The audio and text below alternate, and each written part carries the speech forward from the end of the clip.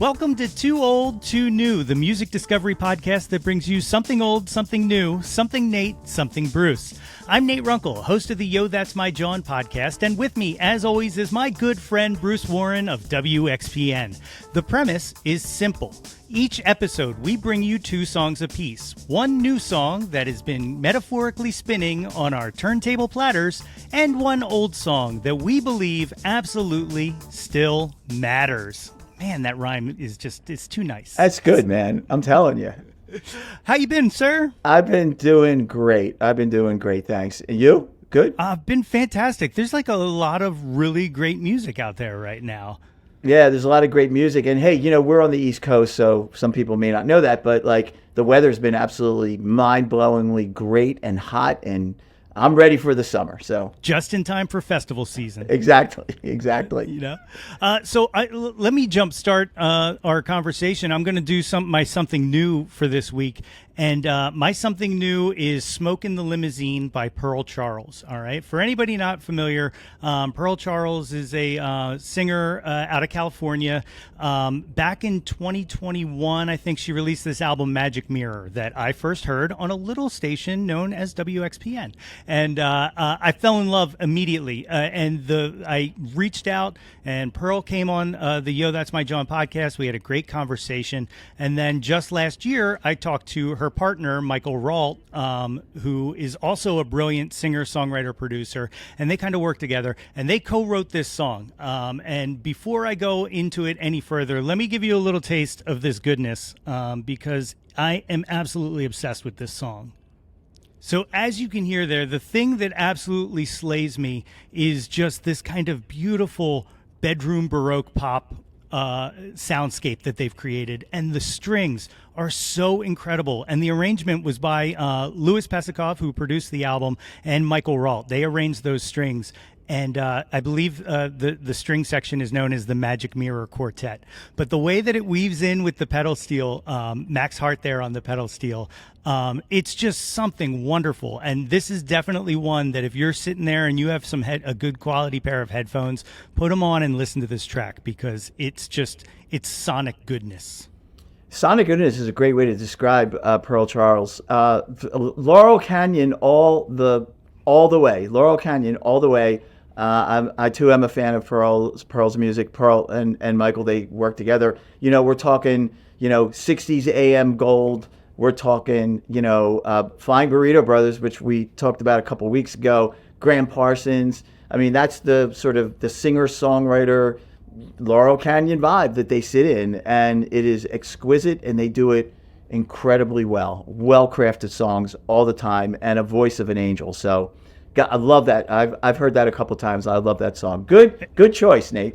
All right, what do you got for us? Okay, so first of all, I'm going all Philly for both of my picks, okay? But I have to take my headphones off for a second to prepare for the presentation of this. Actually, here, no, I don't think I can, hold on. Here we go. Does it look all right? That's amazing. All right? So let me put my headphones back on.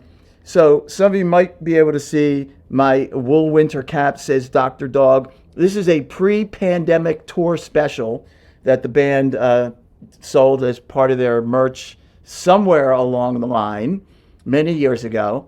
And I always buy like extra merch from a band. Like if I see a hat, I'll buy two hats.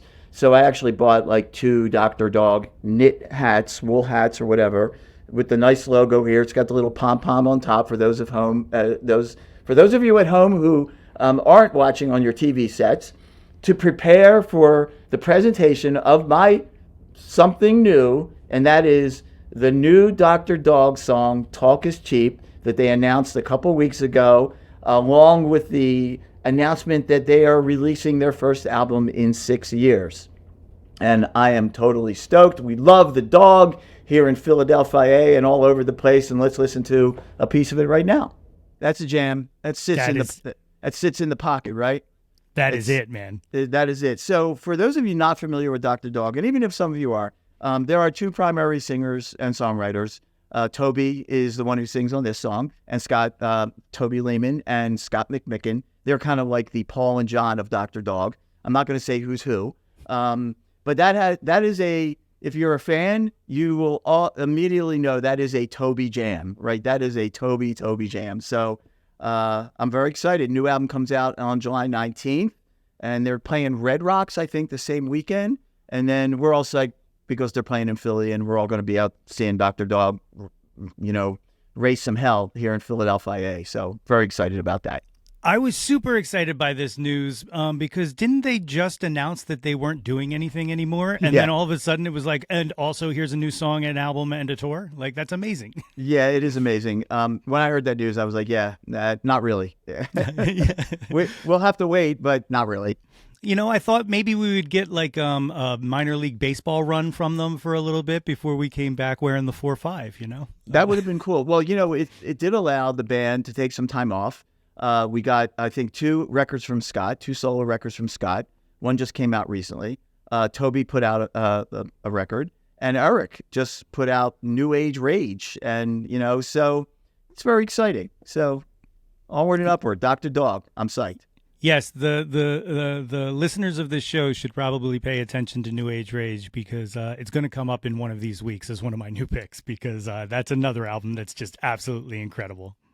Awesome. So, okay, your turn. Something old. All right, something old. So what I went with here is a song from 96. Not too old, though, I guess old. I do this all the time. The 90s were a long time ago, Nate. You're not young anymore. So this is a song by the band Nerf Herder. And it's called Sorry. All right. Nerf Herder was a band. Oh, they're still a band, but from Santa Barbara. I first heard of them. They were touring, opening for Weezer, and a friend of mine heard them and was like, you have to find this band. You're going to absolutely love them. And this was the first song I heard from them. So let's listen to a little bit of Sorry by Nerf Herder. So that's Nerf Herder. And some of you might be going right now, that kind of sounds familiar. And I can tell you a few things you might actually know Nerf Herder from. All right. First of all, they were the band that did the theme song to Buffy the Vampire Slayer. So maybe that's where you're familiar. Okay, here's another one. And this is Philly-centric. I know we have people who aren't really from the area, but Philly-centric. Perry Grip, the lead singer, wrote the Hoagie Fest music for Wawa back in the day. No way. Really? Yes. Wow.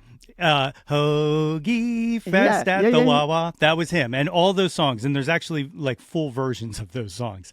But most recently, and this is anybody who's a parent and has had their Spotify Wrapped destroyed by their children might know Perry Grip as the writer of children's music now. He has a very successful music career. But this song, Sorry, is absolutely phenomenal. It kind of showcases like the humor that they traffic in all the time. The name of the band taken from the Empire Strikes Back quote, scruffy looking Nerf Herder.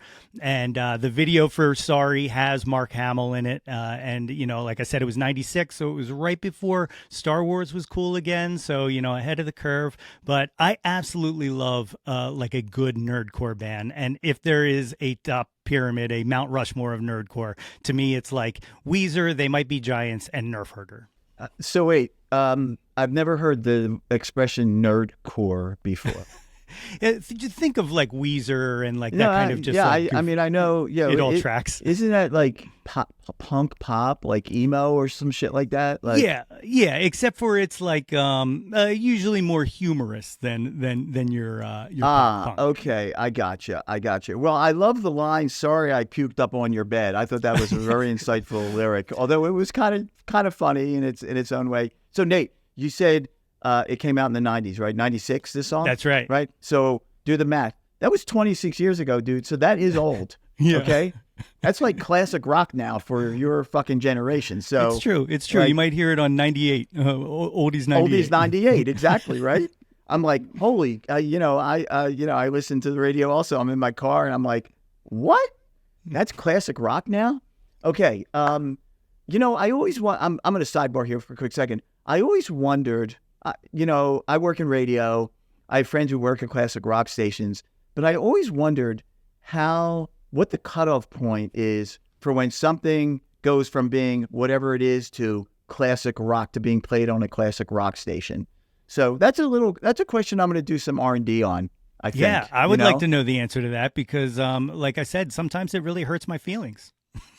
Sometimes I hear Weezer and Pearl Jam and Nirvana on classic rock radio stations now. And Yeah. I go, oh, okay, what's the cutoff? Yeah. All right, well, listen, I unfortunately have I unfortunately have almost zero information about my something old, okay? Because there's not a lot out there, I promise you. So first of all, yeah, I listen to YouTube for music and stuff like that, and rarely does it hit my algorithmic sweet spot, right? Rarely. It rarely serves me anything based on my listening preferences. But a few weeks ago, I don't remember what I was watching, but it led me to a song by a band from Philadelphia called 1984.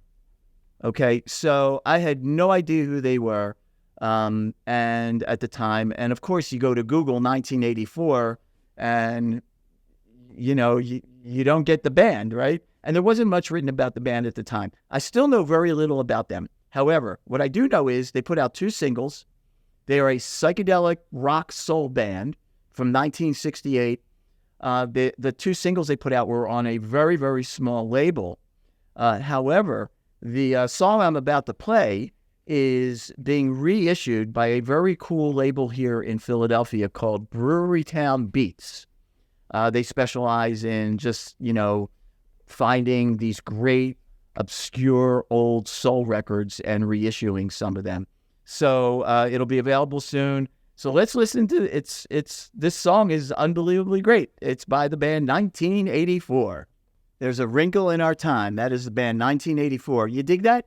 Oh my God, it is so good. When you sent that over, like I had no idea what it was. And like the second it started playing, like I needed to know more immediately. Like, have you reached out to our pals at Brewery Town to see what's going on or? Yes, I did. And he's got a little bit more information than I have. But, in a very serendipitous, awesome thing that happened. So when I looked at the single, there's, it's like a blue label.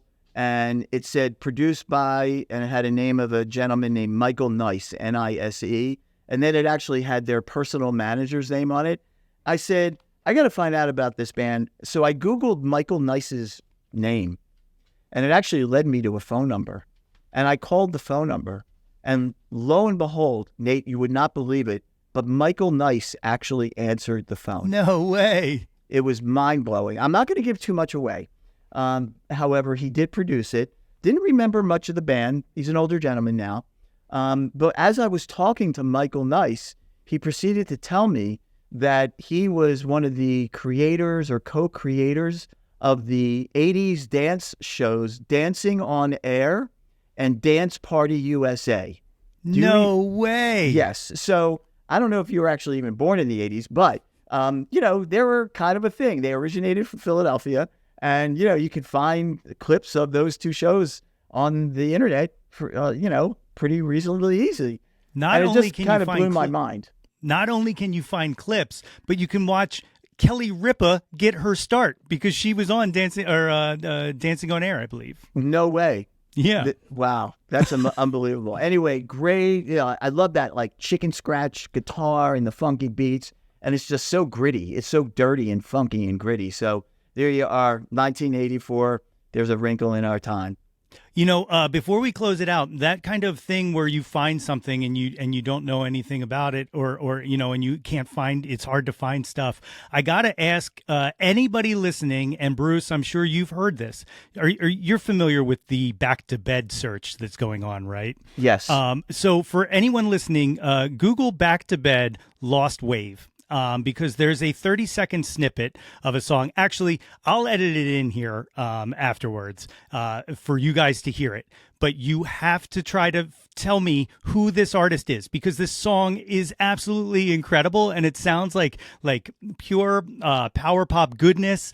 And I reached out to John Fay about it because I was like, I swear you probably played with this band and he said it sounded familiar, and he's like, it sounds really awesome, but I can't place it, and we need to find this. Got to find it. So if you can help, that's awesome.